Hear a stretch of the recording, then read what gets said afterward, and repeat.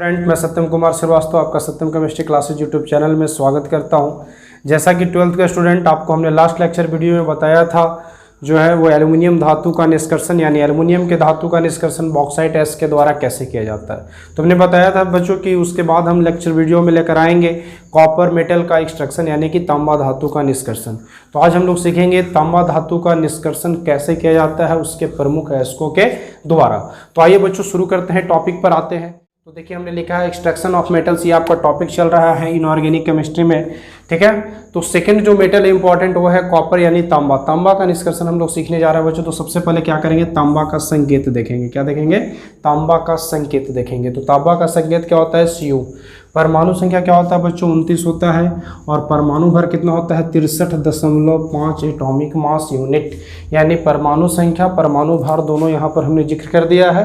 अगर बात करें इलेक्ट्रॉनिक विन्यास की तो वो क्या होता है? 1s2 2s2 2p6 3s2 3p6 3d9 4s2, है ना बच्चों। क्योंकि 4s2 3d अगर आप सोचिए 3d10 4s1, अगर आप सोच रहे हो कि 4s2 3d9 होना चाहिए तो नहीं, ऐसा नहीं होता है। ये ट्रांजिशन एलिमेंट से इसके इलेक्ट्रॉन डी में चले जाते हैं। अब बच्चों उसकी बात हम करेंगे डी ब्लॉक जब एलिमेंट्स पढ़ाएंगे। तो चलिए उपस्थिति चेक करते हैं। तो प्रकृति में देखो कॉपर मुक्त अवस्था में पाया जाता है, लेकिन वो फिक्स जगहों पर अमेरिका में पाया जाता है, साइबेरिया में पाया जाता है और इंडिया में भी एक जगह पाया जाता है ना, आसाम में पाया जाता है। इसके कुछ मुख्य अयस्क निम्नलिखित हैं क्योंकि संयुक्त अवस्था में ज़्यादा पाया जाता है, जिसमें कौन सा है? तो कॉपर पायराइट्स है CuFeS2। फिर उसके बाद क्या है बच्चों? तो कॉपर ग्लांस है Cu2S।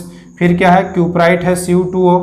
और फिर क्या है? मैलेकाइट है जिसका फॉर्मूला है CuCO3 इंटू CuH का होल ट्वाइस। ये कॉपर के कुछ प्रमुख अयस्क हैं बच्चों। तो अब इसके बाद हम लोग क्या देखेंगे? एक्सट्रैक्शन ऑफ कॉपर यानी कि तांबा का क्या सीखेंगे? निष्कर्षण।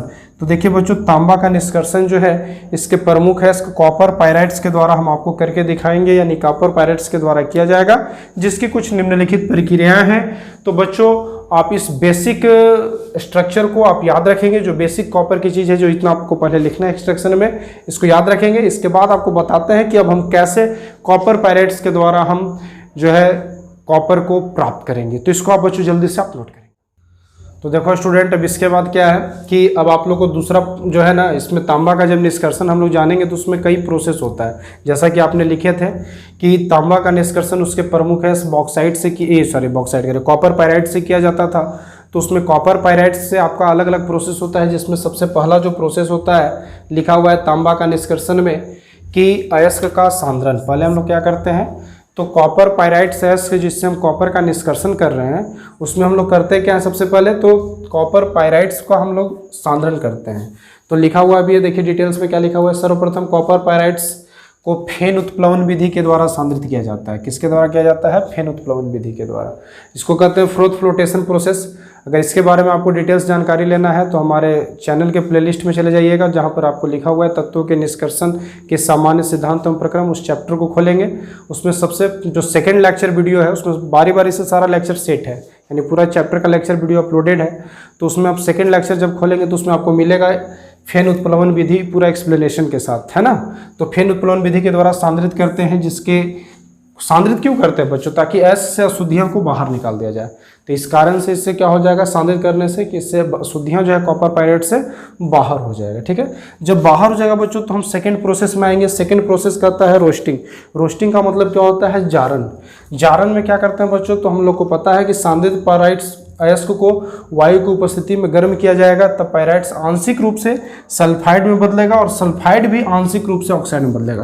यानी इस प्रक्रिया के द्वारा न पूर्ण रूप से आपको सल्फाइड मिलेगा न पूर्ण रूप से ऑक्साइड मिलेगा, खासकर कॉपर पायराइट्स के केस में। तो देखिए यहाँ पर अभिक्रिया लिखा हुआ है, क्या कर रहा है अभिक्रिया में? यहाँ पर एग्जाम्पल हमने नोट कर दिया है। कॉपर पायराइट से पहले O2 में हीट हो रहा है, तो देखिए क्या बना रहा है? कॉपर का सल्फाइड और आयरन का सल्फाइड बना रहा है, साथ में सल्फर डाइऑक्साइड गैस मुक्त हो रहा है। तो देखिए ये आंशिक सल्फाइड आंशिक, और ये जो कॉपर का भी आंशिक सल्फाइड है और आयरन का भी आंशिक सल्फाइड है। और यही आंशिक सल्फाइड क्या हो रहा है? तो ऑक्सीजन से रिएक्ट करके, है ना, आंशिक ऑक्साइड में चेंज हो रहा है ना बच्चों। तो इसको आप जल्दी से नोट करेंगे। इसके बाद आपका हम थर्ड और फोर्थ प्रोसेस बताते हैं।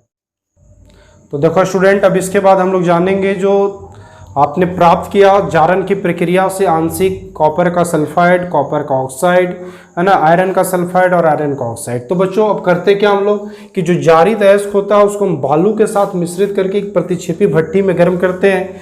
तब क्या होता है बच्चों, जो आयरन का ऑक्साइड आंशिक होता है वो सिलिका के साथ संयोग कर लेता है। किसके साथ? सिलिका के साथ। और सिलिका के साथ संयोग करके आयरन सिलिकेट जैसा एक धातुमल बनाता है, जो कि भट्टी के निचले सिरे से क्या हो जाता है, बाहर निकल जाता है, जैसा कि आप रिएक्शन में भी देख रहे हैं। और क्या होता है बच्चों, तो जो आंशिक CO2S देखते हैं वो CO2 में बदल जाता है, यानी ऑक्साइड में बदल जाता है, और वो ऑक्साइड अपने ही सल्फाइड से अवकृत होकर तांबा देता है, जैसा कि आपको हमने पढ़ाया है। जो है लेक्चर नंबर जो है आपका जो 3 या 4 में होगा, जिसमें हम स्पेल्टिंग प्रोसेस पढ़ा रहे थे प्रद्रवण की क्रिया में। तो प्रद्रवण की क्रिया में आपको हमने बताया है कि कुछ धातु क्या होते हैं, कुछ धातु के ऑक्साइड अपने ही सल्फाइड से अवकृत हो जाते हैं, उसमें तांबा भी आता है।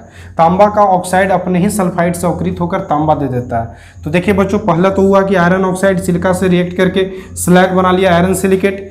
दूसरा है उसके बाद क्या हुआ कि कॉपर जो सल्फाइड था वो ऑक्सीजन के साथ रिएक्ट करके क्या बना लिया, तो अपना कॉपर का ऑक्साइड बना लिया, और यही कॉपर का ऑक्साइड अपने ही सल्फाइड से अवकृत हो गया, और देखिए क्या दे दिया आपको, कॉपर मेटल दे दिया। तो बच्चों ये अभी ऐसा नहीं कि आपको शुद्ध तांबा धातु मिला है, इसमें कुछ अशुद्धियां अभी भी मौजूद है, जिसे हम नेक्स्ट प्रोसेस में क्या करेंगे, शुद्ध करेंगे। तो इसको आप जल्दी से नोट करेंगे।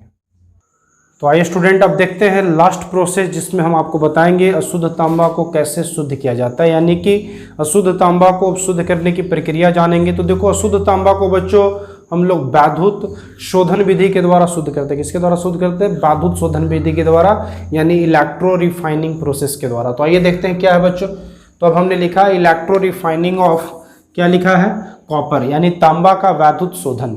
तो क्या है बच्चों, तांबा का वैद्युत शोधन। तो देखिए अब कहता है कि अब प्रयुक्त तांबा, जो प्रयुक्त विधि से तांबा मिला है बच्चों, उसका वैद्युत शोधन विधि के द्वारा क्या करते हैं, उसको हम शुद्ध करते हैं। इसके लिए शुद्ध तांबा का हम लोग क्या बनाते हैं, एनोड बना देते हैं, और शुद्ध तांबा का क्या बना लेते हैं, कैथोड बना लेते हैं, और दोनों इलेक्ट्रोडों को CuSO4 के विलयन में रखकर क्या करते हैं, विद्युत धारा प्रवाहित करते हैं।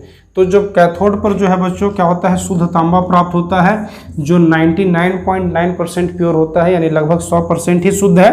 और आप कह सकते हो कि इसी तांबा को हम लोग क्या करते हैं, अपने दैनिक जीवन में उपयोग करते हैं। ठीक है, तो आइए देखेंगे कि यह विक्रिया होता कैसे है। तो देखो बच्चों, वही सेम प्रोसेस है, एक वैद्युत अपघट्य सेल है ना, शुद्ध तांबा का एनोड, शुद्ध तांबा का कैथोड, CuSO4 का विलयन, और वायर से जोड़ देंगे। तो देखो बच्चों, होता क्या है, जो अभिक्रिया होता है हम उसकी जिक्र कर रहे हैं, है ना। तो देखो, जो अभिक्रिया हो रहा है उसमें सबसे पहले देखो एनोड पर क्या हो रहा है। तो एनोड पर जो होता है बच्चों की जो इम्प्योर कॉपर है, क्या है, इम्प्योर कॉपर, वो क्या होता है बच्चों, तो जैसे उसको करंट मिलता है आयन में कन्वर्ट हो जाता है, यानी Cu2+ क्यूपरिक आयन में चेंज हो जाता है।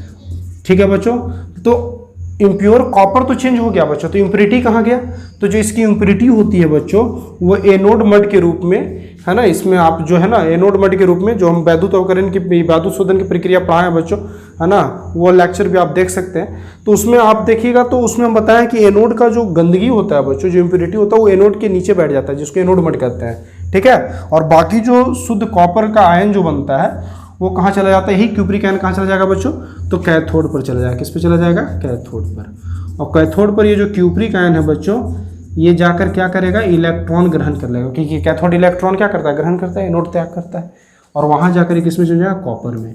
ये कॉपर हो जाएगा बच्चों प्योर कॉपर मेटल। यही क्या है, शुद्ध तांबा धातु है, जो 99.9% प्योर है।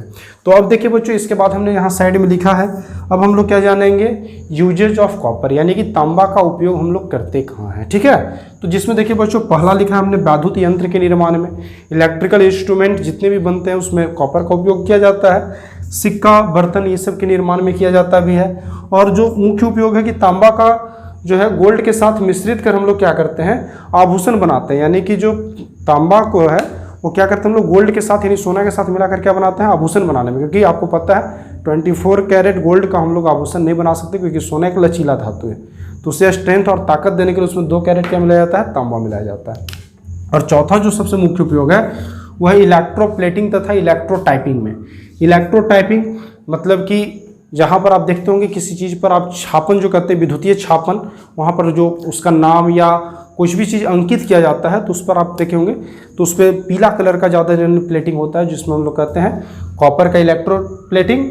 और टाइपिंग का मतलब वही छापन की क्रिया हो गया, और प्लेटिंग का मतलब किसी के ऊपर दूसरे का लेयर चढ़ा देना होता है बच्चों। तो इसमें भी तांबा का मुख्य उपयोग किया जाता है, तो इसको आप जल्दी से नोट कर लेंगे। तो देखो बच्चों, आज के लेक्चर वीडियो में हमने आपको क्या बताया, तांबा का जो है निष्कर्षण कैसे किया जाता है, उसके प्रमुख है स्कॉपर का पायराइट्स के द्वारा, और हमने उसमें सारे प्रोसेस का जिक्र किया। अगर बोर्ड एग्जामिनेशन में क्वेश्चन आएंगे तो बिल्कुल आप ऐसे सारे प्रोसेस को नोट करोगे, और जो लास्ट में है कि तांबा का उपयोग, तो उसका भी जिक्र आप लोग जरूर करोगे। तो इस वीडियो लेक्चर से संबंधित अगर कोई भी प्रॉब्लम्स होगा तो आप उसे कमेंट बॉक्स में डाल देंगे, और उसका समस्या का हल जो है वो या तो नेक्स्ट वीडियो लेक्चर में या कमेंट बॉक्स में दे देंगे। तब तक के लिए थैंक यू।